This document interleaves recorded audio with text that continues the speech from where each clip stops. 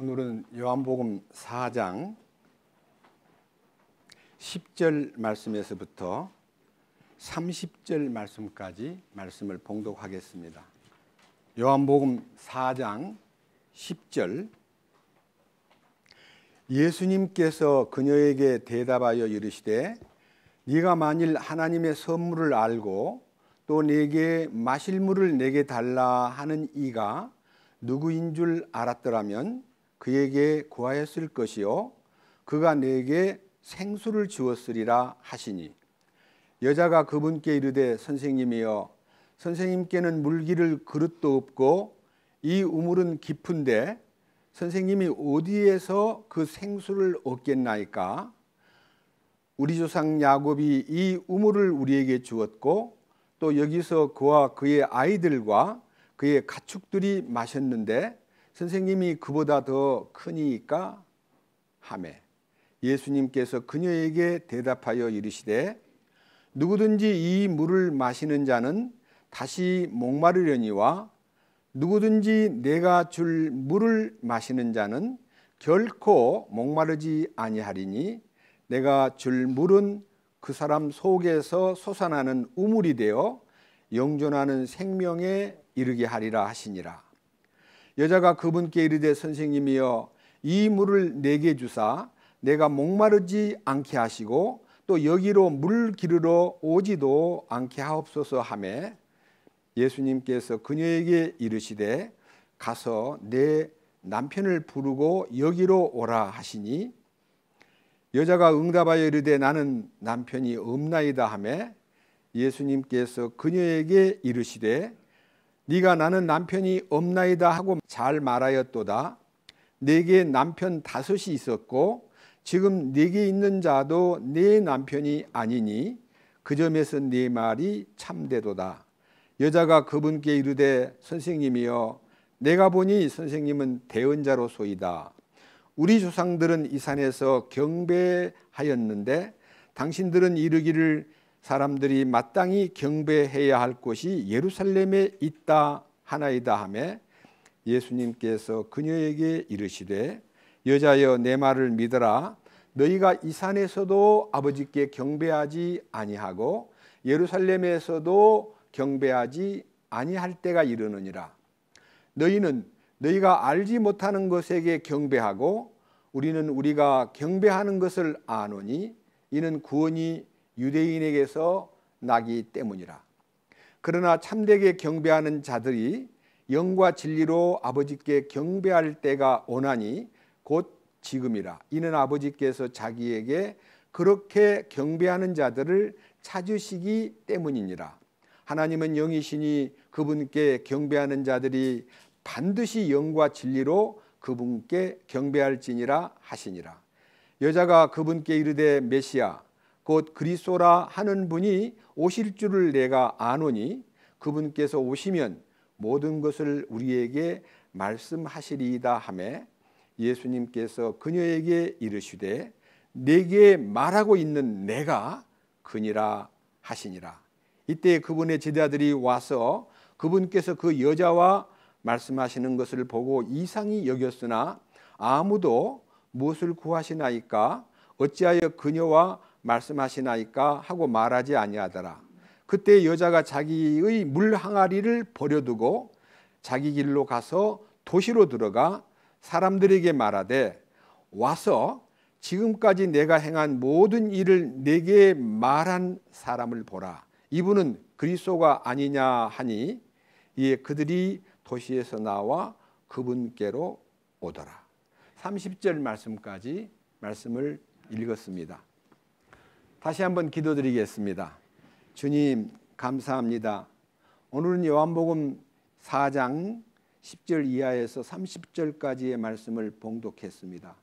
이 말씀 안에 담겨있는 하나님이 우리에게 나타내고자 하시는 거룩한 비밀과 신성한 하나님의 섭리와 경륜을 우리로 하여금 깨닫게 하시고 우리가 이 말씀에 감동받고 이 말씀을 받아들임으로써 하나님께서 이 여자에게 베풀어 주신 그리스도의 거룩하신 생명수가 이 여인의 황막한 마음속에 솟구쳐서 솟아오르는 샘이 그녀의 마음속에 이루어졌듯이 오늘도 우리는 광야와 같고 사막 같은 우리의 심령을 성령이 오셔서 우리의 마음을 말씀으로 적셔주시고 성령의 능력으로 변화시켜서 하나님이 기뻐하는 사람으로 우리의 남은 일생을 이 여인처럼 살아갈 수 있도록 인도해 주시옵소서. 우리를 구원해 주시고 생수를 준비해서 우리에게 허락해 주신 우리 주 예수 그리스도의 이름으로 기도드렸습니다. 아멘. 제가 지난 주간에는 이 요한복음 4장 1절에서부터 26절까지를 중심해 가지고 제목을 이 생명의 샘으로 오라 이렇게 찬송가에 나오는 제목대로 이제 사마리아 성에도 하나님의 생명수가 이제 흐르는 그런 축복을 이제 말씀드렸고, 오늘은 구체적으로 이 여자가 정말 사마리아 시민들 자체가 유대인들 속에서 소외되고 왕따당하고, 저들은 아주 혼혈아들이야, 저들은 아주 더러운 인간들이야, 저들은 상종해서는 안 돼 해서 BC 721년에 아수르군에 망한 이스라엘의 수도였던 사마리아의 대부분의 그 지역에 있는 사람들은 아수르 사람들을 끌고 와서 사마리아에 풀고, 사마리아에 있는 사람들을 끌어다가 아수르에다가 전부 이주를 시켰기 때문에 이제 소위 말하는 혼합 정책을 펼침으로써 예수님이 사시던 서기 1세기에도 여전히 사마리아 사람들은 아주 형편없는 지저분하고 더러운 인간들이다, 아주 이방인하고 섞여가지고 아주 혼혈아들만 대부분이고 상종할 수 없는 인간들이다라고 소외되어 있던 그 동네에서 가장 비참하게 또 그들에게 소외받고 있는 사마리아 여자는 결혼을 5번이나 하고 6번째 결혼한 상대는 자기 남편이 아니다는 말은 첩으로 이제 뒤에서 조금씩 생계 유지를 위해서 한 남자한테다가 겨우 이제 경제적인 도움을 받으면서 우물에 물길로 갈 때도 정상적인 늘 아침 저녁으로 물길로 오는 시간에 가지 않고 대낮에 혼자 물길로 갈 정도로 고개를 못 드는 여자, 다른 사람들하고 얘기하고 싶지 않은 여자, 다른 사람들에게 손가락질 당하는 여자, 이 여자를 주님이 우물가에서 기다리다가 그 여자하고 대화를 하는데, 예수님 첫 번째 얘기가 제게 물 한 컵 주세요, 이렇게 물 한 잔을 달라고 요구했을 때 이 여자는 너무 놀래가지고, 아니 당신은 유대인 같은데 유대인이 어찌 사마리아 여자 나에게 물을 달라고 할 수 있습니까? 하고 그 다음 말씀에 이는 사마리아인과 유대인은 서로 상종하지 않기 때문이라. 상종이란 말은 상대를 안 하는 거예요. 그런데 그 말을 하는 여자에게 오늘 10절에서 예수님께서 그녀에게 대답하여 이르시되 네가 만일 하나님의 선물을 알고 또 내게 마실 물을 내게 달라 하는 이가 누구인 줄 알았더라면 그에게 구하였을 것이요 그가 내게 생수를 주었으리라. 그러니까 우리 주님이 두 가지를 제시합니다. 하나님의 선물이 무엇인가를 네가 만약 안다면, 그리고 너에게 물을 달라는 내가 누구인 줄 네가 알았다면 나에게 구했을 것이고, 네가 나에게 구하면 내가 생수를 주었으리라. 이렇게 이제 생수를 준다 그러니까요, 여자가 깜짝 놀래가지고, 아니 이 양반이 정말 이상한 사람 다 봤네. 아니 나보고 물 달라 하더니 갑자기 생수를 준다고? 나한테 생수가 있다고? 근데 왜 나보고 물을 달라 그러지? 이상한 눈초리로 선생님은 지금 아무 도리박도 없고 이 우물물은 깊은데 여기서 물 길는 것도 어려운데 어디에서 생수를 준비한단 말입니까? 하고 우리 예수님에게 생수에 대한 얘기에 대해서 참으로 이해할 수 없다고 짐작하여 말할 때에 예수님이 이 물을 먹는 자마다 다시 목마르려니와 내가 주는 물을 먹는 자는 영원히 목마르지 아니하리니 이는 그 속에서 솟아나는 샘물이 되리라고 아주 엄청난 이 놀라운 얘기를 이 여인에게 들려주었을 때에 이 여인이 선생님 이 물을 제게 주셔서 제가 목마르지도 않고 또 여기에 물길로 오지도 않게 해주세요 하고 이제 물을 달라고 이제 여자가 요구하는 위치에 섰습니다. 예수님이 물을 달라고 할 때는 육신에 속한 샘물을 달라 그런 거지만 예수님이 주고 싶다는 물은 영원한 생명수요 영원히 목마르지 않는 물을 주신다 그랬는데 그 물이 무슨 물일까요?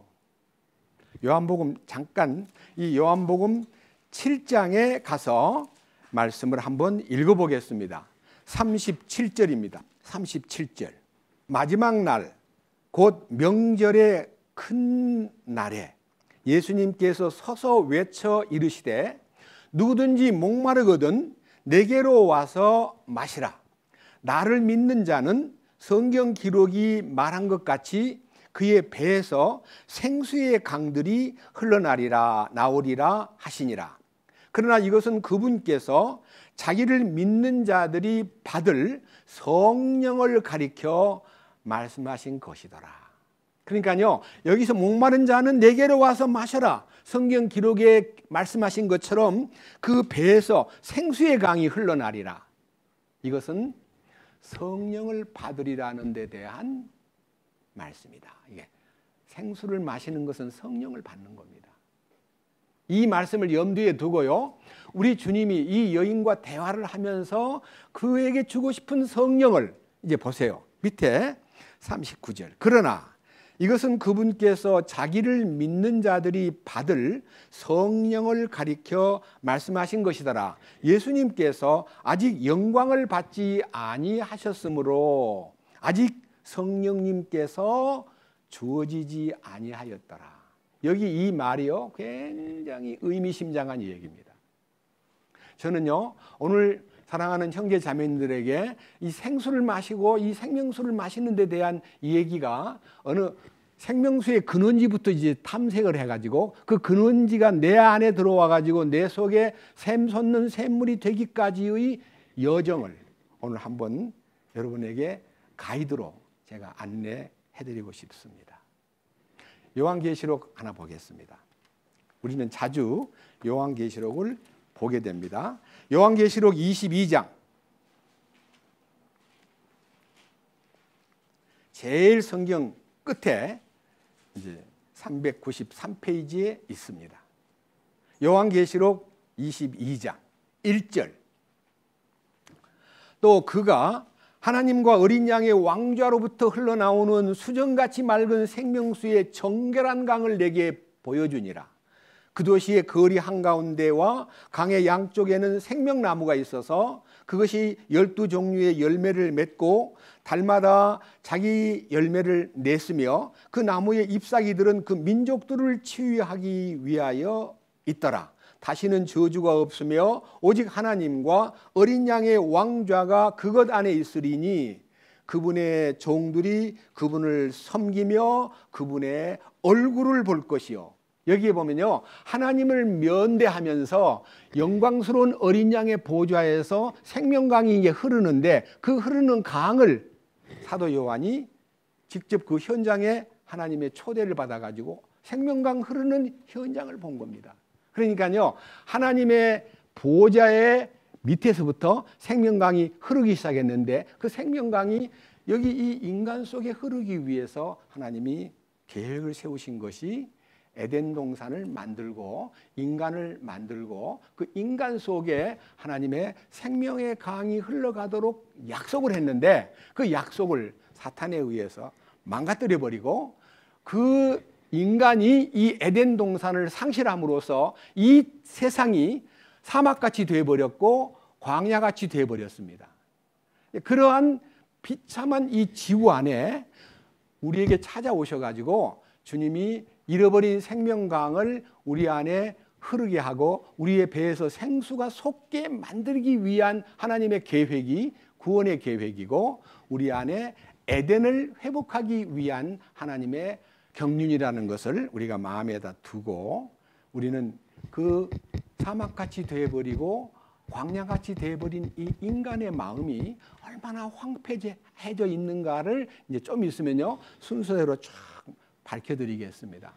그래서 하나님이 생명강을 이 땅에다가 이제 하늘에 있는 생명강을 이 땅에 있는 생명을 잃어버린 죄인들에게 생명강이 흘러나게 만들기 위해서, 그분이 오시기 위해서 이 땅에 요한복음 1장 14절 말씀대로 말씀이 육신이 되어 우리 가운데 오셨는데, 우리가 그 영광을 보니까 아버지의 독생자의 영광이요 은혜와 진리가 충만하더라 하는, 그 은혜와 진리가 충만하신 주님께서 이 인간을 위해서 3년 반 동안 공생애를 통해서 진리의 말씀, 생명의 말씀에 접촉되고, 요한복음 방금 7장에 약속된 대로 이 황폐한 인간의 광야 같은 마음과 사막 같은 마음에 목마름을 느끼는 사람은 내게만 오면은 내가 그 속에 생명강을 열어주겠다고 하신 이 선포, 이 예언이 십자가에서 그가 운명하시고, 성경에 기록된 대로 하나님의 아들 예수께서 인류를 위해서 십자가를 지시고 마지막 운명하실 때 다 이루었다. 이 말은요, 하나님의 계획이 십자가를 통해서 성취되었다고 하는, 생명강이 인간에게 흘러내리기 위해서 이제 그분이 이루어 놓으신 그 그의 몸을 지불하심으로써 이루어 놓으셨는데, 로마 군병이 죽었는가 안 죽었는가를 확인하려고 옆에 왔다 보니까 이미 숨이 끊어진 것을 보고 옆구리를 창으로 팍 찔렀을 때에 그 옆구리에서 물과 피가 쏟아져 나왔습니다. 그 물이 예수님의 옆구리에서 흘러내린 그 물이 지금 우리 가슴 속에까지, 우리 배에까지 연결되는 것이 성령의 역사다, 그 말입니다. 자, 그런데 창세기 2장 7절을 보면요, 하나님이 인간을 창조해서 흙으로 빚어가지고 생기를 불어넣기 위해서 그가 숨을 내쉬며 호흡을 하여 가로되, 인간에게 생기를 불어준다는 말은요, 하나님의 르하흐, 영, 하나님의 생명의 영을 인간 몸에다가 불어넣어 주시니까 그가 리빙 소울, 살아있는 혼이 되었더라 그랬습니다. 사실은 하나님의 기운이 우리 안에 들어옴으로써 우리가 이 세상을 살아가는 모든 기능이, 이 혼이라는 것은 세상을 꾸려갈 수 있고, 모든 하나님이 만들어 놓은 수많은 종류의 많은 식물이든 바다의 물이든 고기든 많은 인간이 먹고 살 수 있는 모든 것에 대한 이해가 하나님이 불어넣으신 영에 의해서 혼이 열림으로써 이것이 먹는 거구나, 이것이 과일이구나, 이것이 사과구나, 이것이 생선이구나, 이것이 사슴이구나, 그걸 알아낼 수 있는 지혜가 하나님이 주신 르하흐에 의해서 시작된 겁니다.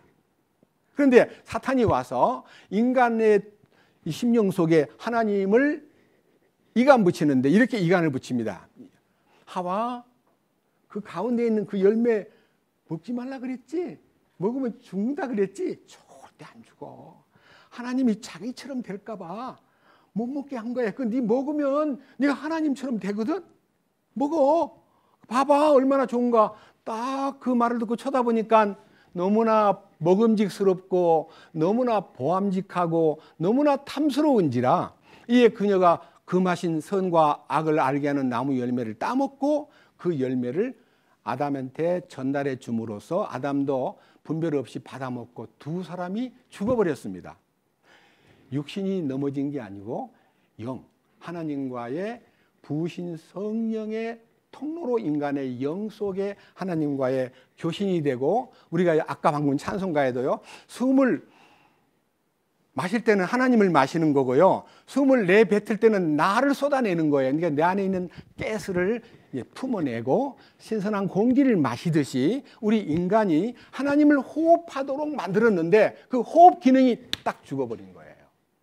하나님과의 대화하고 하나님의 공급을 받고 하나님을 찬송하고 하나님에게 감사드리는 그 기능이 죽어버린 거예요. 지금 이 가운데 서서 예수를 안 믿고 이게 오신 분은요, 하나님께 왜 감사해야 되는지, 무슨 하나님이 천지를 창조했다는 얘기, 예수님이 십자가를 졌다는 얘기, 이런 얘기가 다 동화 같고 무슨 이상한 정신 나간 사람들의 얘기같이 들릴 거예요. 저는 다행히 우리 어머니 덕분에 초등학교 2학년 6.25 사변 나던 해부터 교회 생활을 하면서 성경을 모르고 살았는데 중학교 2학년 되던 해부터 성경을 읽기 시작하면서 제 생애 가운데 엄청난 변화가 오고 성경을 읽기 시작하니까 인생이 보이고 사는 목적이 보이고 왜 살아야 되는가에 대한 이유가 보이고 그리고 하나님에 대한 눈을 뜨게 됨으로써 너무나 엄청난 보이는 것은 잠깐이고 보이지 않는 것은 영원하다는 영원한 세계에 대해 눈을 떴습니다. 오늘 성령을 받으면 눈을 뜨게 됩니다. 성령을 받으면 귀가 열리게 됩니다. 성령을 받으면 변화가 옵니다. 근데 성령이 뭔가를 모르기 때문에 오늘 저는 여기 계신 여러분들에게 차분하게 예수님이 십자가를 지시고 그 다음에 이제 사흘 만에 부활했습니다. 죽었다가 다시 살아나셨는데 그분이 제자들이 막 몰려왔을 때 그분이 제일 먼저 한 일이 있습니다. 제일 먼저 한 일.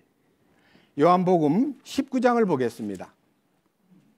요한복음 19장 28절.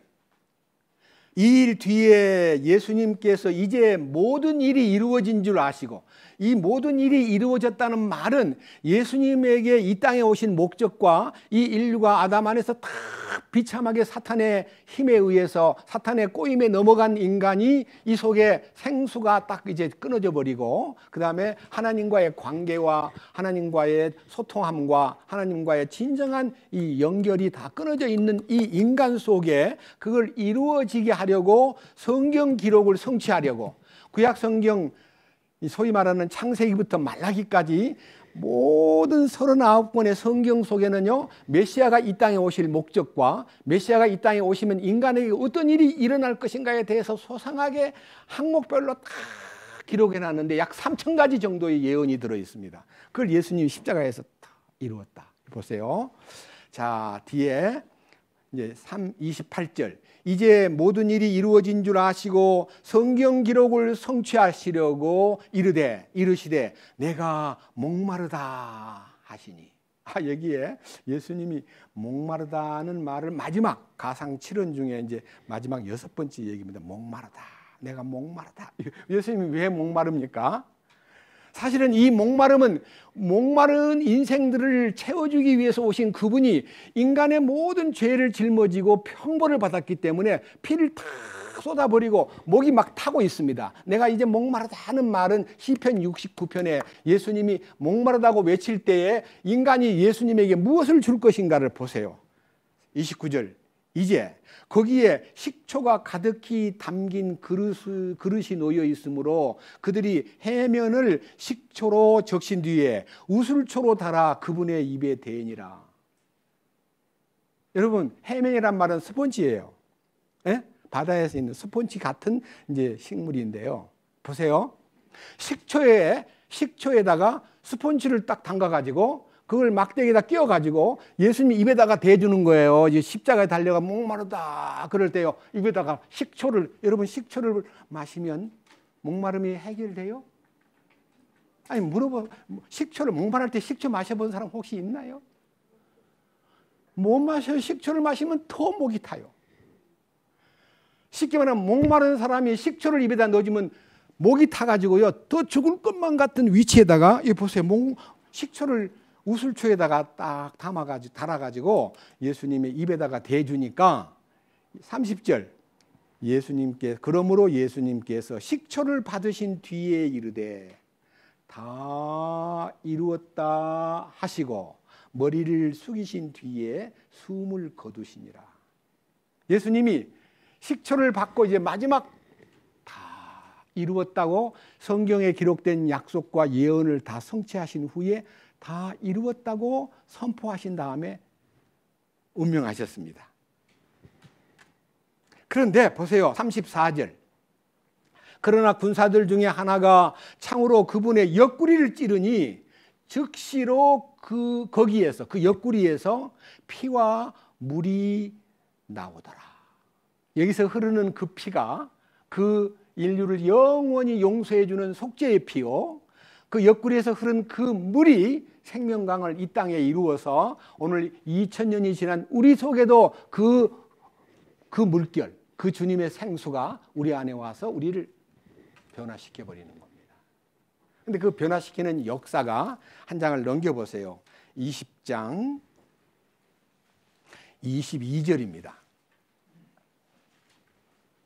창세기 2장 7절에 인간을 흙으로 만드시고 하나님이 숨을 불어 넣으심으로, 하나님이 호흡을 인간에게 불어 주심으로 후 하고 불어 넣어 주실 때에 인간이 생명을, 살아있는 혼이 되고 생명을 이제 느끼면서 살듯이 우리 주님이 이 땅에 오셔가지고 부활하신 다음에 20장 1절에 제목이 빈 무덤입니다. 빈 무덤. 우리 주님이 살아나신 거예요. 그래서 우리 주님이 21절부터 봅니다.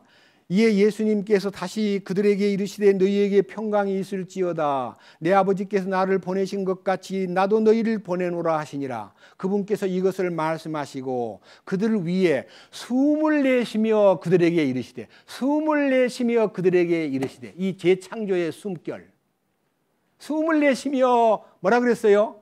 너희는 뭘 받으라? 예, 그 예수님의 숨결이 성령입니다.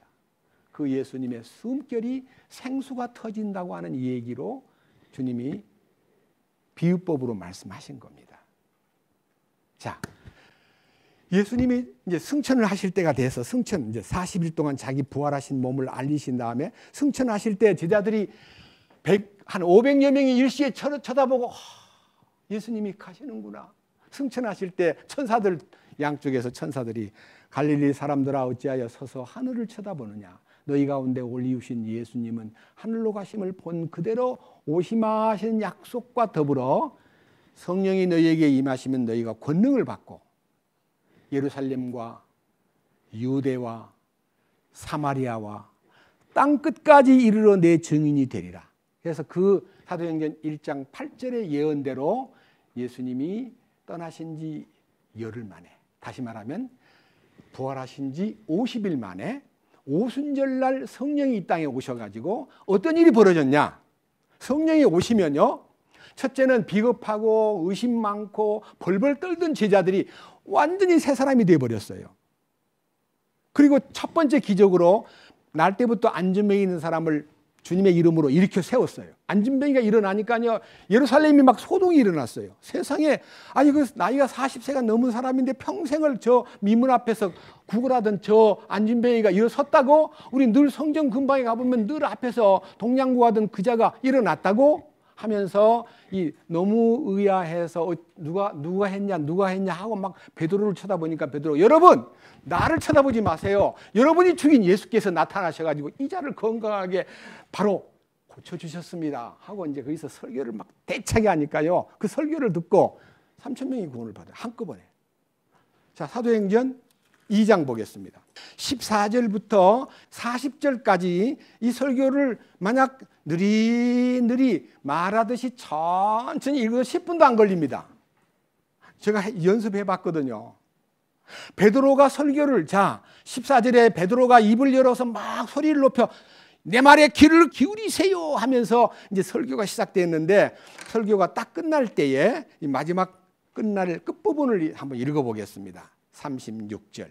그런즉 이스라엘의 온 집은 확실히 알지니 너희가 십자가에 못 박은 그 동일한 예수님을 하나님께서 주와 그리스도로 삼으셨느니라 하니라. 이제 그들이 이 말을 듣고 마음속으로 찔려 베드로와 나머지 사도들에게 이르되 사람들아 형제들아 우리가 어찌할까 하거늘. 이에 베드로가 그들에게 이르되 회개하고 너희 각 사람이 예수 그리스도의 이름으로 침례를 받아 죄들의 사면을 얻으라. 그리하면 너희가 성령님을 선물로 받으리니 이 약속은 너희와 너희 자손과 멀리 떨어져 있는 모든 사람들 곧 주 우리 하나님께서 부르실 모든 사람들에게 향한 것이니라 하고, 또 많은 다른 말씀들로 증언하며 권면하여 이르되 이 패역한 세대로부터 너희 자신을 구원하라 하니, 그때 그의 말을 받은 기쁘게 받은 자들이 침례를 받음에 바로 그날에 3,000혼 가량이 그들에게 더해지니라. 3,000명이 구원을 받습니다. 성령이 오신 첫 번째 결과는요, 비겁한 베드로가 변화되고 의심 많던 도마가 새 인간이 되고, 그리고 아주 능력 없이 보였던 사도 요한도 막 능력 있는 주님의 일꾼이 되고, 예수님을 핍박하는데 가장 앞장서 가지고 못된 짓을 골라 하던 사울이 변하여 바울이 되고 이렇게 변화가 왔습니다. 그리고 이렇게 놀라운 3,000명이 한꺼번에 구원을 받는 역사가 생기는가 하면은 그다음 또 보세요. 넘겨보세요. 자, 이 놀라운 사실이 말씀을 통해서 나타나는데 이 말씀을 통해서 나타난 기적이요. 4장 말씀 안에서 베드로가 공회 앞에서 이제 강력하게 설교를 하고 이 공회 앞에서 주님을 선포하는 그 선포, 공회라는 것은 사내들인 바리새인들이 특별히 많은 이스라엘의 국회의원, 그러니까요, 나라는 로마에 의해서 지배를 받고 있지만요, 종교적인 환경과 그 민족들을 잘 다스리기 위해서 함께 뽑힌 소위 말하는 공동체의 의원들, 오늘날로 말하면 국회의원들, 이분들이 사실은 이제 베드로를 끌어다가 막 신문하듯이 막 따지니까요, 이 설교를 충분히 통해서 이 말씀을 이렇게 선포하는 순간에요, 놀랍게도 5,000명이 구원을 받습니다. 그러니까 한꺼번에 3,000명, 5,000명 능력이 나타나니까 생명을 막 일으켜 세웁니다. 그 일으켜 세운 현장이 사도행전 성령이 임했을 때의 첫 번째 놀라운 지상의 변화였고, 그 결과로 오늘 2000년 동안 그 기운이요, 우리에게까지도 전달되고 우리도 주님의 은혜로 구원받게 되고 이 광야 같은, 이 사막 같은 심정에 주님이 생수가 흐르도록 역사하신 겁니다.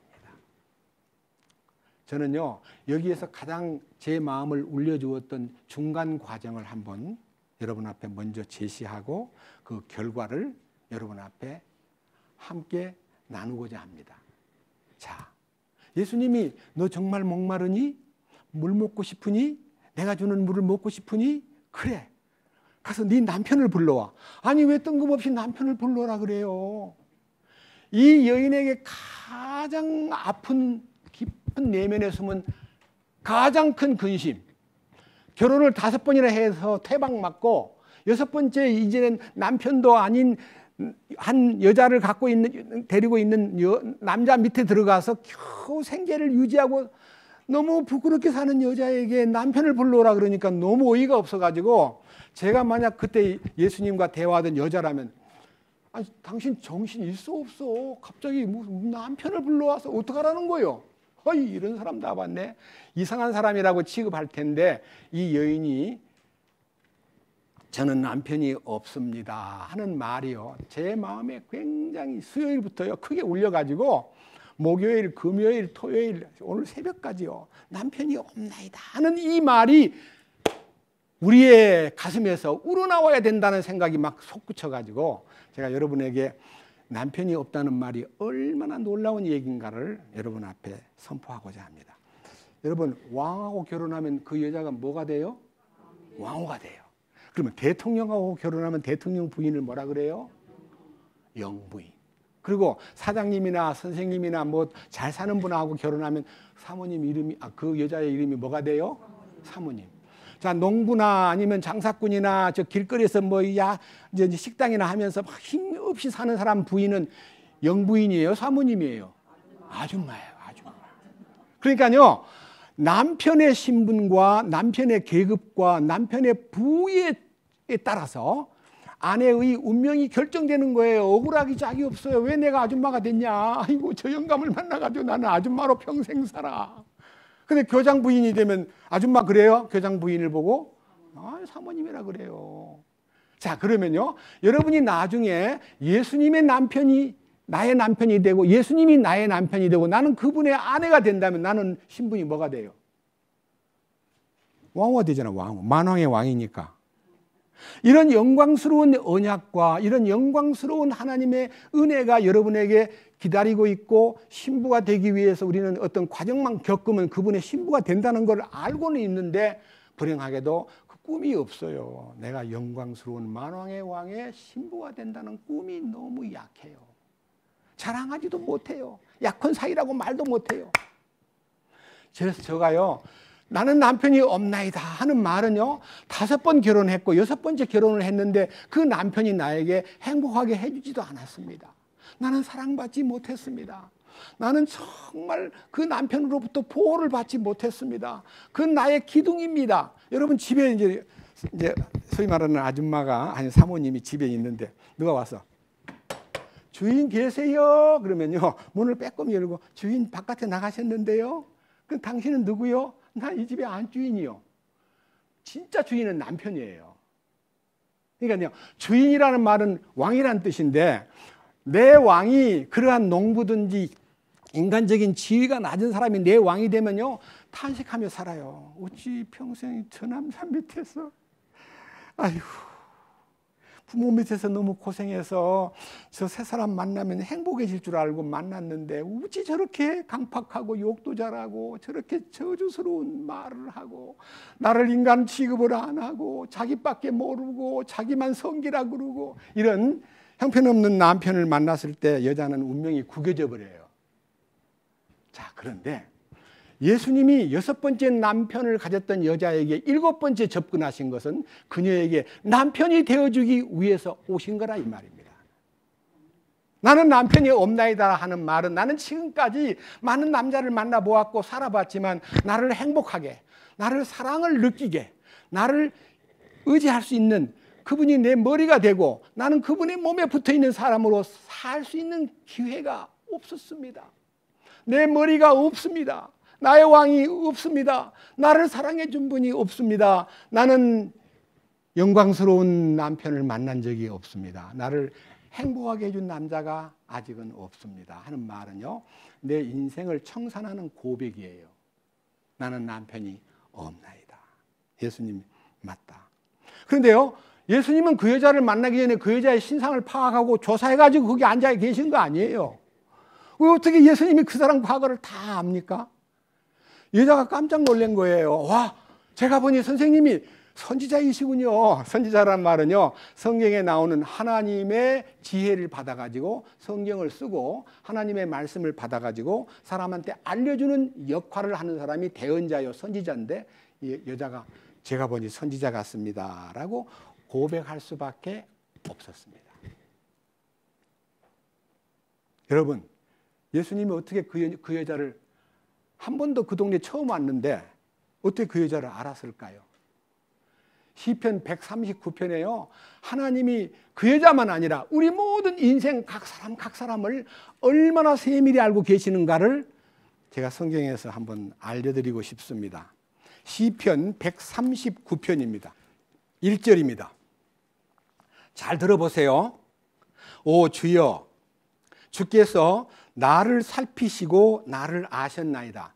여기서 시편을 쓴 다윗이 하나님 나를 잘 아시고 나를 살펴보고 계시지요라고 읽지 말고, 여기 계신 여러분 모두가 다 이 성경에 나를, 자기 이름을 딱 주입을 해가지고 나를 살피시고 나를 아셨습니다 하는 말씀이 자기한테 해당된다고 읽으시면 굉장한 은혜가 됩니다. 2절, 주께서 나의 앉고 일어서는 것을 아시고 멀리서도 나의 생각을 이해하시오며 나의 행로, 나의 가는 길과 나의 눕는 것을 둘러싸심으로 나의 모든 길을 익히 아시니, 보소서 오 주여, 내 혀의 말 중에 주께서 알지 못하는 것이 단 하나도 없나이다.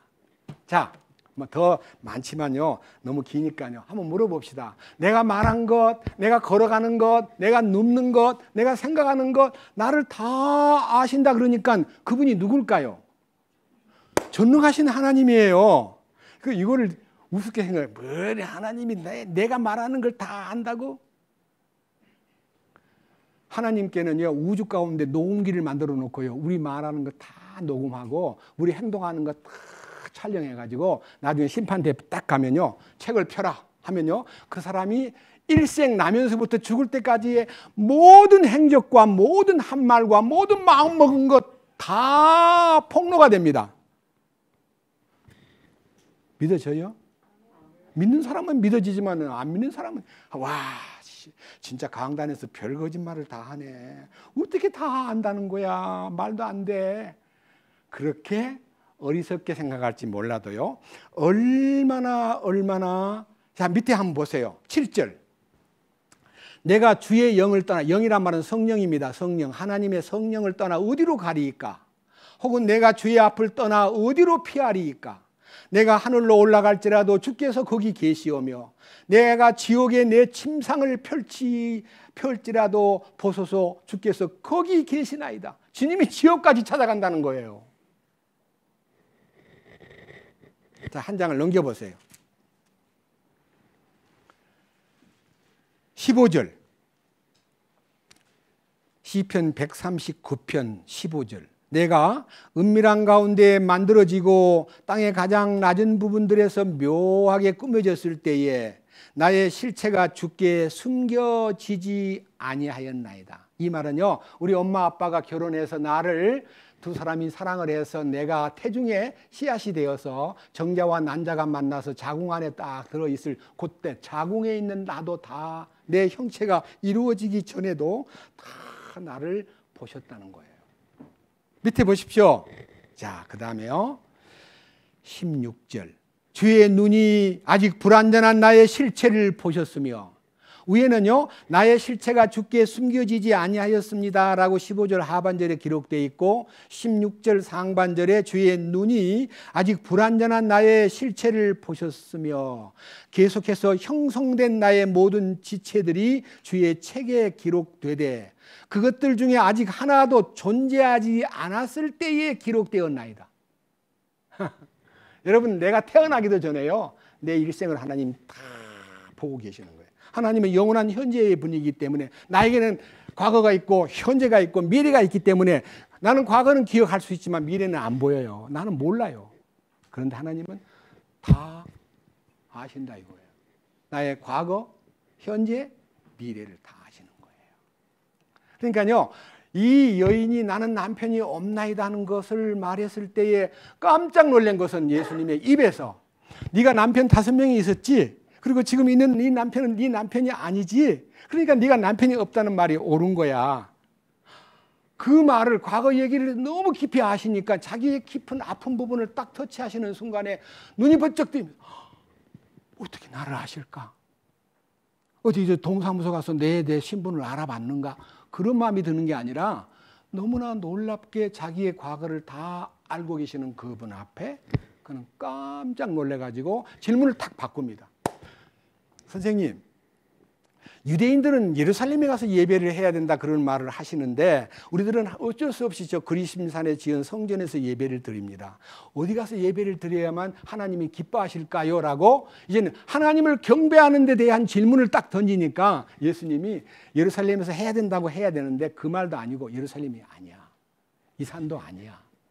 참되게 예배하는 사람은 하나님은 영이시기 때문에 영과 진리로, 영이 살아나야, 진리를 알아야, 하나님께 영이 통해야 예배가 되는 거야.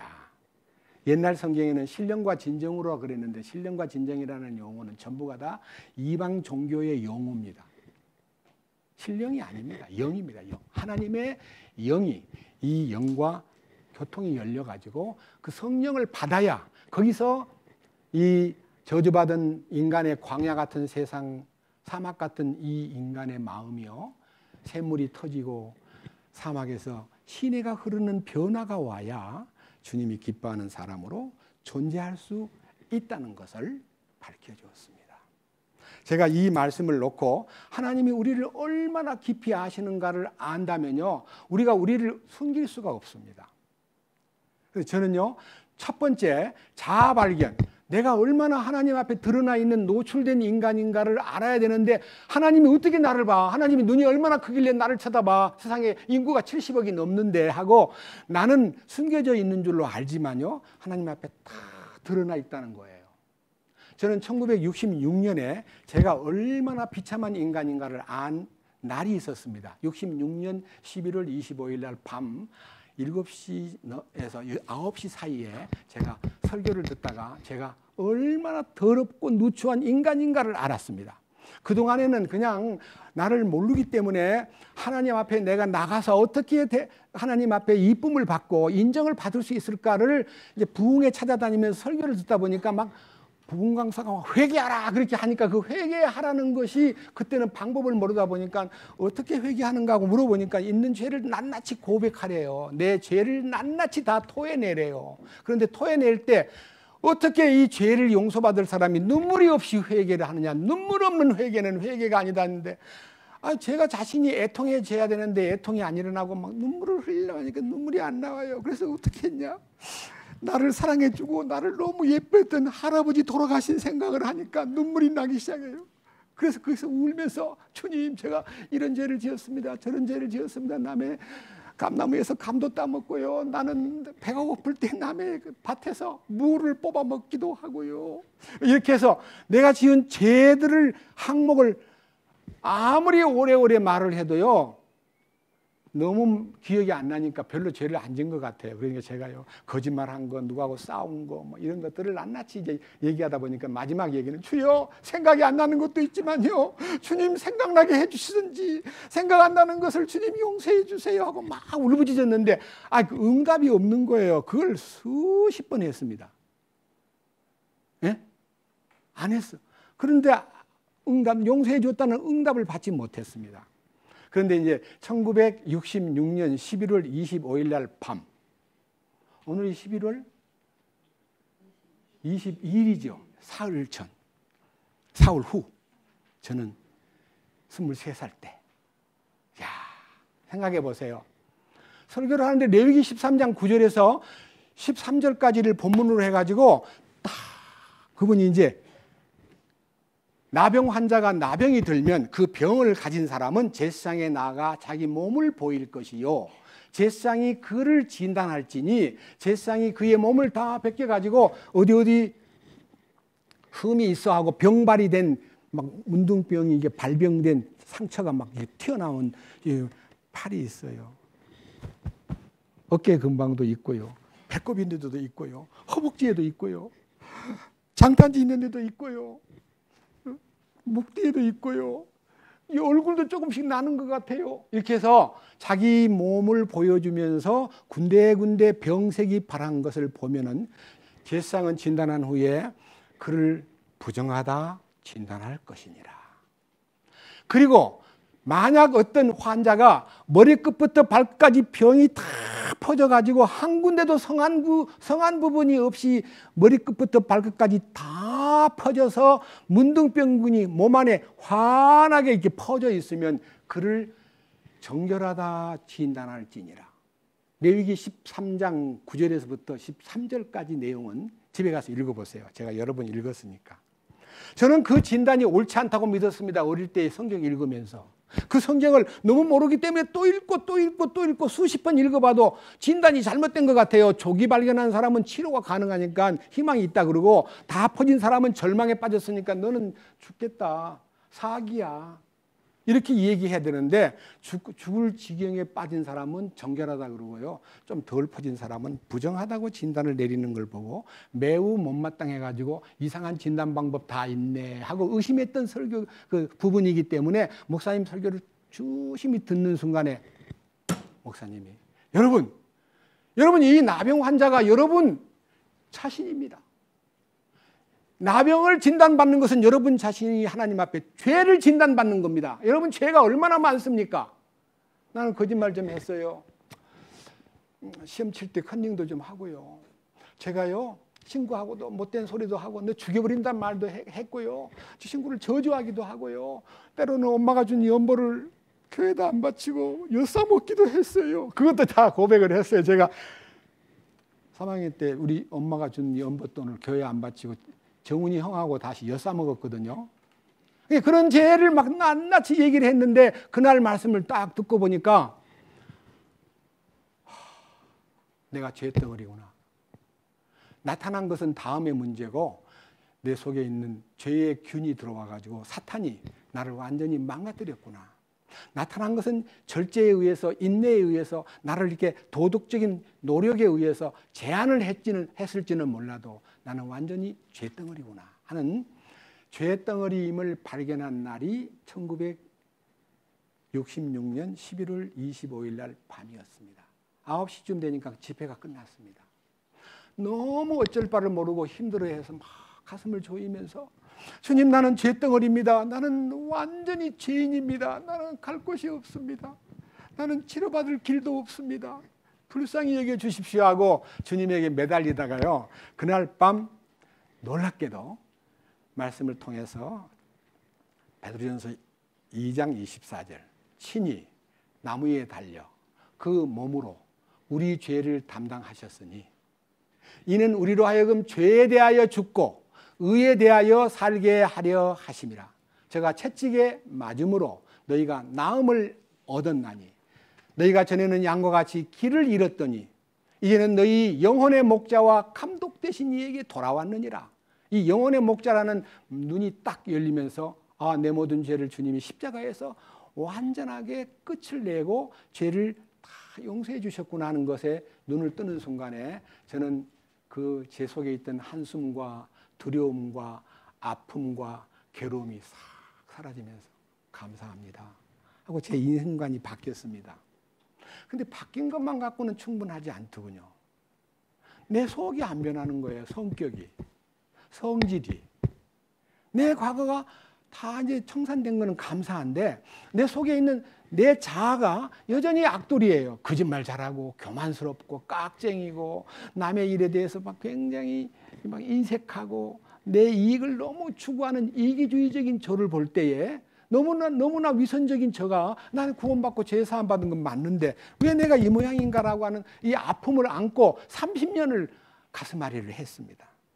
그런데 2000년 7월달 9일자 갈라디아 2장 20절에서 십자가에 죽으신 주님이 나 위에 죽었다는 것만 알고 있던 저에게 십자가에 나도 함께 못 박혔다는 것에 눈을 뜨게 해주시고 그 다음에 이제는 내가 산 것이 아니라 내 안에 그리스도가 사신다는 이 놀라운 사실에 눈을 뜨는 순간에 제 마음에 있는 광야와 황막한 사막이 물이 흐르기 시작했습니다. 이 축복을요, 이제 얘기하다 보니까 서론이 너무 긴 것 같아요. 결론을 얘기하겠습니다. 변화가 온 겁니다. 자, 이사야 35장입니다. 1절. 광야와 적막한 곳이 그것들로 인해 기뻐하며 사막이 즐거워하고 장미같이 피며, 여기에 광야가 기뻐하고 사막이 즐거워하며 장미가 핀다 그랬습니다. 여기에 있는 이 광야와 사막은 나의 마음입니다. 여러분들의 심정을 얘기합니다. 왜 그러냐 하면요, 사탄이 인간 속에 들어오면서부터 이 인간을 황폐하게 만드는 작업을 사탄이 합니다. 왜? 망하게 만들기 위해서. 그래서 여러분 인간의 마음이 황폐하다, 너무 메마르다는 말은요, 사탄이 그 안에서 작업을 하고 있다는 뜻이에요. 이 성경을요 잡고 앞으로 14장, 그러니까요 851페이지로 가요. 12절.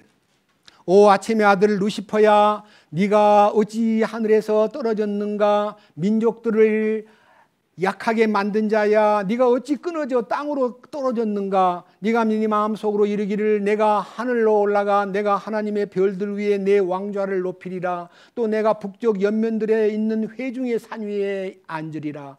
내가 구름들이 있는 높은 곳 위로 올라가 내가 지극히 높으신 자와 같이 되리라. 이 사탄은요, 하나님의 천사인데 이 루시퍼라는 천사가 하나님의 보좌를 탐내고 하나님보다 더 높아지기 위해서 어떤 계획을 세웠다가 발각이 돼가 쫓겨났습니다.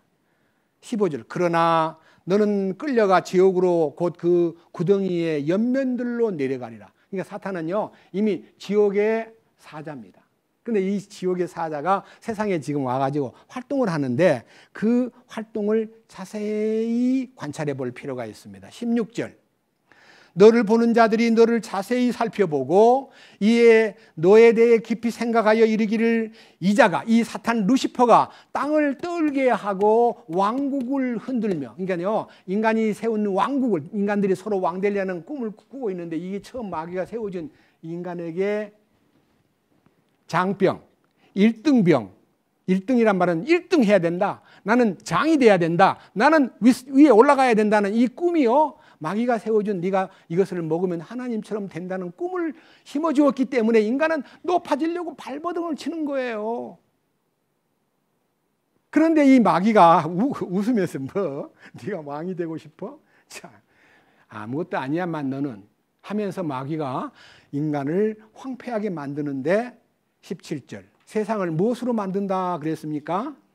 예? 광야같이 만들고 사탄은요 이 세상을 광야같이 만들고 거기에 도시들을 멸망시키며 자기 죄수들의 집을 열지 아니한 자냐. 열지 아니한다는 말은요 인간은 죄 가운데 갇혀 있는데 이 갇혀 있는 이 신음하는 인간들을 풀어주질 않고 계속 양심의 가책만 불어넣어 가지고 인간을 혼돈 가운데 빠지게 만들고 때로는 자살하게 만들고 이것이 사탄이 하는 일입니다. 요한복음 10장 10절에 도적이 오는 것은 도적이라는 것은 사탄입니다. 도적이 오는 것은 죽이고 멸망시키는 것뿐이다. 내가 온 것은 양으로 생명을 얻게 하고 더 풍성히 얻게 하려 함이라. 나는 양들을 위해서 목숨을 버리노라. 그래서 양들을 잃어버린 양들을 찾기 위해서 오신 예수님이 사탄이 인간을 죽이고 멸망시키는 데만 몰두하고 있기 때문에요. 오늘날 이 지구 안에 있는 대부분의 인간들이 사탄에게 조종을 받고 하나님에 대해서 눈이 어둡기 때문에 눈을 떠야 되는데 어떻게 눈을 뜨느냐? 자, 보세요. 이사야 35장 2절입니다. 이게 눈을 뜨는 비결입니다. 2절. 무성하게 피어 기쁨과 노래로 즐거워하고 레바논의 영광과 갈멜과 사론의 뛰어난 것을 얻으리라. 그들이 주의 영광과 우리 하나님의 뛰어나심을 보리로다. 하나님의 전능하심과 하나님의 사랑과 하나님의 이 우주를 창조하신 분이라는 것에 대한 것과 이 성경의 진리라는 것을 깨닫는 순간에 하나님의 위대하심이 보이고 하나님의 영광이 레바논의 영광이라는 말은요. 레바논이라는 말은요. 히브리어로 레바논이라는 단어는 흰 산이라는 뜻입니다. 그래서 이 성경에 레바논의 이름이 나오면요. 저분이 그 산이 예수님이구나. 그걸 느끼게 만듭니다. 이스라엘 저 북쪽에 있는 헐몬산 그 해발 3,000m가 넘는 큰 산이 레바논 산인데요. 그 레바논에 대해서 잠깐만 읽어볼게요. 자, 레바논. 자, 여기 성경 아가서 앞으로 이사야서 바로 앞에 아가서 4장을 보겠습니다. 8절. 잘 들어보세요. 내 정혼자야. 정혼자란 말은 예수님이 신랑이시고 신부가 될 정혼자, 그러니까 우리 주님이 참으로 놀라운 은혜를 베푼 상대 신부 될 사람을 보고 정혼자야, 레바논에서부터 나와 함께 가고 레바논에서부터 나와 함께 가자. 레바논에서부터 출발하자 하는 말은요, 주님의 부활 생명, 레바논의 승리를 안고 너를 데리고 간다. 그래서 그 발걸음이 아마나의 꼭대기에서 스닐과 헬몬의 꼭대기에서 사자의 굴들과 표범의 산들에서 바라보라.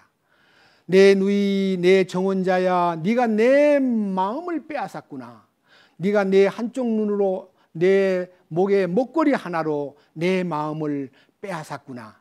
여기서 말하는 레바논에서 출발하여 어디로 가냐면요, 아마나 꼭대기에서 스닐과 헤르몬의 꼭대기에서 사자의 굴들과 표범의 산들에서 바라보아라. 저는요 이 성경을 아가서 강의할 때 했지만요 시간이 길기 때문에 뭔 말이냐, 사탄에게 잡혀있는 내가 그 사탄의 꼭대기에 네가 서서 어디를 봐도 너는 희망이 없다. 레바논으로 바라봐. 레바논을 바라보라. 밑에 보십시오. 레바논을 바라보라 하는 말은요 15절 동산들의 샘과 생수의 우물과 레바논에서 흘러나오는 시내들이로구나. 그러니까 동산의 샘이 되고 생수의 우물이 되고 레바논에서 흘러내린 그 시내가 너를 변화시킨다는 겁니다. 레바논에서 흘러내리는 샘물은요 예수님으로부터 나타난 성령의 역사가 너의 운명을 바꾼다, 그런 뜻입니다. 자, 그 다음요 5장 넘겨보세요.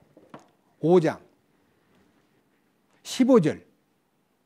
이 5장에 나타나 있는 그 9절부터 신부인 그 솔람미 여자가요 신랑이신 예수님을 스케치해 놓은 내용인데 시간이 없으니까 한 절만 보는 거예요. 5장 15절. 그분의 다리는 그러니까 신랑이신 예수님의 다리는 정금 받침 위에 세운 대리석 기둥 같고 그분의 용모는 뭐와 같다고요? 레바논 같으며 그의 모양이 레바논 같대요. 이게 무슨 말이야? 그가 레바논 같이 생겼다고?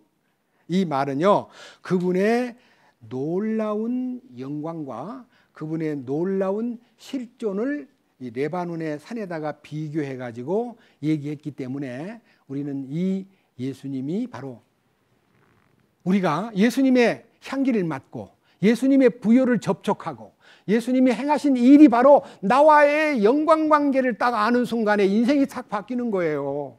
저는요, 제가 그때 너무 힘들었습니다. 얼마만큼 결심을 했냐면요, 제가 그 당시 나이가 이제 23살이었지만요, 20살 군대 가기 전에 제 마음에서요, 내 인생이 25살 가운데서 역전되거나 변화되지 않으면 난 차라리 죽어버릴 거야. 자살을 계획, 25살 때 죽겠다고만 뭐 이런 얘기는 처음 합니다. 어린 마음에요. 나는 25살 때까지 어떤 인생이 바뀌지 않으면 난 죽어버릴 거야. 나 가난도 지겹고 나 살기 싫어. 이렇게 마음을 먹었댔는데요. 제가 23살 때 주님을 만났습니다. 만나고 나니까요. 그분의 영광에 접촉하고 나니까요. 제가 그렇게 느슨하고 힘이 없었던 제 인생이 항목별로 한 5가지가 넘는데요. 그거 한번 헤아려 볼게요. 성경 이사야 35장. 다시 갑니다. 이사야 35장에 무슨 변화가 일어났느냐? 아까 읽었던 성경 35장 2절. 무성하게 피어 기쁨과 노래로 즐거워하고 레바논의 영광과 갈멜과 샤론에 뛰어난 것을 얻으리라. 샤론에 뛰어난 것. 여러분 찬송가에도 샤론의 꽃 예수 나의 마음에 아름답게 그 샤론의 꽃이 피고 레바논의 영광이 보이고 내 마음속에 하나님의 뛰어나심이 딱 보이는 순간, 그걸 보는 순간 제 인생이 바뀌어버렸어요. 3절, 그 순간 나는 약한 손이 강하게 되었습니다. 손이라는 것은 노하우라는 말은요, 이게 머릿속에서 뭘 알고 있는 걸 어떻게 손으로 움직이느냐, 이 손이 전부 다 인간의 기능과 능력을 나타내는 손이에요. 근데 이 약한 손, 아무것도 못하던 이 손, 힘없는 이 손이요, 주님 안에서 강해지기 시작하고, 연약한 무릎이라는 것은 맨날 꿇어 엎드려 기도를 드렸는데 기도를 해도 힘없는 기도, 맨날 기도를 뭔 기도를 하냐? 주님 고작 건강하게 해주세요. 우리 엄마 아버지 불쌍히 여겨 주시고 예수 믿게, 우리 아버지는 아직 안 믿어요. 믿게 해주세요.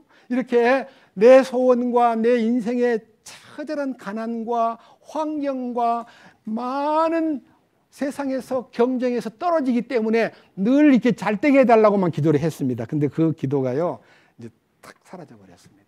잘 되게 해달라, 뭐 건강하게 해달라, 그 기도는 이제 안 해요. 어떻게 하냐? 주님 뜻대로 살고자 합니다. 주님의 손길만 기다리겠습니다. 여기 보세요. 약한 손이 강하게 되고 연약한 무릎이 굳게 되며 두려워하던 마음을 가진 자들에게 마음을 강하게 하라. 두려워하지 말라. 두려움이 없어져 버렸어요. 첫째는 약한 손이 강하게 되고 연약한 무릎이 강하게 되고 두려워하던 마음이 변하여 강한 마음이 되고, 보라 너희 하나님께서 오셔서 원수를 갚으시리니 곧 하나님께서 보응하시리라. 원수 갚는 게 뭐예요? 내 원수가 참 많았어요. 근데 그 원수가 사탄으로 인해서 내게 갖다 준 원수이기 때문에 사탄만 주님이 딱 손을 끊어주면요, 원수가 풀어져 버려요. 내가 원수시했던 친구들이나 인간관계가 다 풀려버렸어요. 주님이 원수를 갚아주시더라고요. 내가 복수한 게 아니고 내한테 나를 괴롭혔던 원수 마귀가 나에게 원수인 줄도 모르고 나는 친구인 줄 알고 나를 조종해주는 위대한 분으로 알았던 그 사탄이요, 주님이 목을 쳐버렸어요. 그 다음 보십시오. 그것이 구원입니다. 그래서 그분께서 오셔서 너희를 구원하시리라. 이 구원은요, 죄사함의 구원이 아니고 나의 혼이 변화되는 놀라운 인생이 바꿔지는 변화가 일어났습니다. 처음에는 구원받고 약한 손이 강하게 되고 연약한 무릎이 굳게 되고 두려워하던 마음이 사라지고, 그리고 주님께서 두려워하지 말아라, 내가 너를 구원했다는 음성을 듣는 순간에 제게 놀라운 축복이 여기 5절부터, 그때 그 구원이 이루어질 때에 첫째 뭐가요? 눈 멀었던 내가 눈이 열리고 귀 멀었던 내 귀가 열리고 다리를 절던 내가 사슴처럼 뛰고 말 못하는 벙어리가 노래 부르게 되고 광야에서 물이 터져 나오고 사막에서 시내가 흐르고, 이게요, 저는 이 말씀을 읽으면서 막 너무 좋아가지고, 이게 내 마음에 있는 거 없지 다 써놨을까? 이 큰 구원이 무슨 구원이길래 눈먼 자의 눈이 열리고 기목은 제 기머거리의 귀가 열리고 말 못하던 혀가 풀리고 그 다음에 다리를 절던 저가 사슴처럼 뛰게 되고 내 이 광야에서 샘이 터지고 사막에서 시내가 흐르는 7절에 바싹 마른 땅이 연못이 되고 메마른 땅이 물들의 샘이 되며, 이 놀라운 변화가 오늘 우리가 이제 이 설교를 마치고 부를 찬송이 황무지가 장미꽃같이 피는 것을 볼 때 하는 사막이 마른 땅에 샘물 터지고 사막에 물 흐를 때 하는 이 실제가 단순한 환경적 변화가 아니라 내 속에 있는 인생의 이 황막한, 이 거칠고 황막한 사막 같은 이 마음에 성령이 생수처럼 터져가지고 기쁨과, 밑에요 다 보려니까 너무 힘드는데요, 그 길이요 8절, 또 거기에 큰 길이, 좁은 길을 걷고 좁은 길을 걸으라 했기 때문에 좁은 길만 걸었는데 세상을 노라고 말하고 뭐 친구, 술, 노름, 뭐 온갖 이 향락을 노라고 말하고, 예수 믿기가 너무 힘들어, 좁은 길을 걷기가 참 힘들거든 하고 힘들다고 느꼈던 길 앞에 큰 길이 탁 열리는 거예요. 여기 큰 길이 보이는 거예요. 그 길이 곧 한 길이에요. 한 길, 주님이 열어주신 길, 한 길, one way.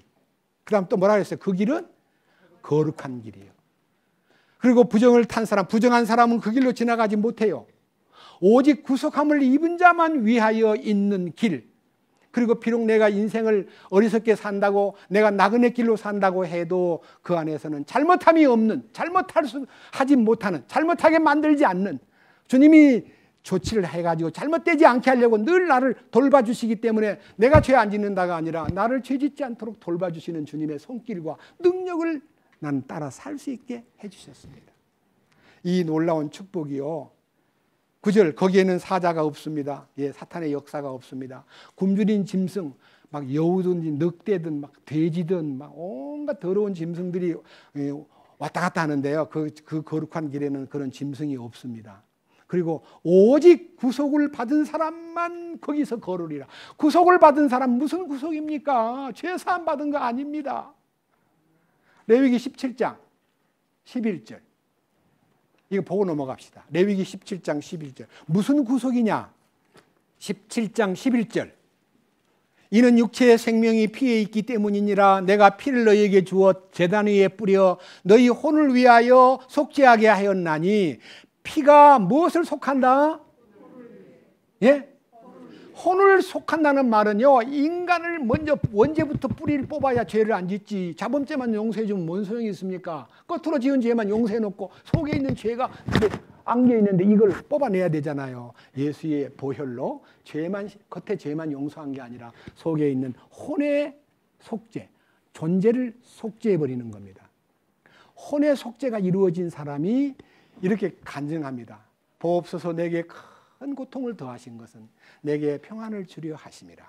주께서 나의 혼을 사랑하사 부패의 구덩이에서 나를 건져내셨으며 나의 모든 죄를 주의 등 뒤에 던지셨나이다. 내 죄를 용서해 줄 때에 이미 십자가를 통해서 그 피 흘림을 통해서 혼을 부패의 구덩이에서 건져내셨어요. 그 건짐을 받은 사람이 거룩한 길을 걷는 거예요.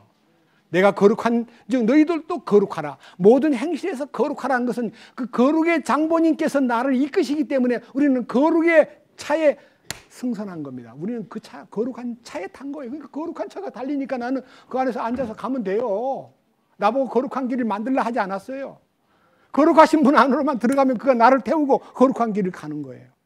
거기에 나타나 있는 특징이 있는데 그 특징이 하나 더 봅시다. 이사야 35장 10절입니다.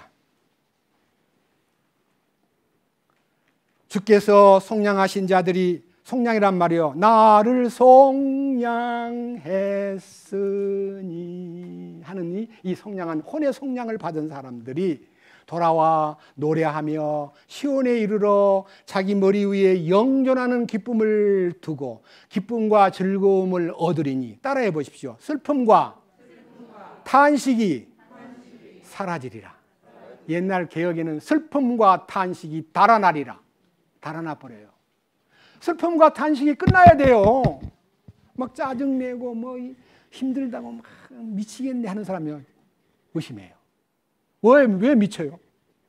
예? 뭐 때문에 미쳐요? 주님이 왔는데? 여기 보세요. 그대로 영존하는 기쁨을 두고 기쁨과 즐거움을 얻으리니 슬픔과 탄식이 어디 하리라?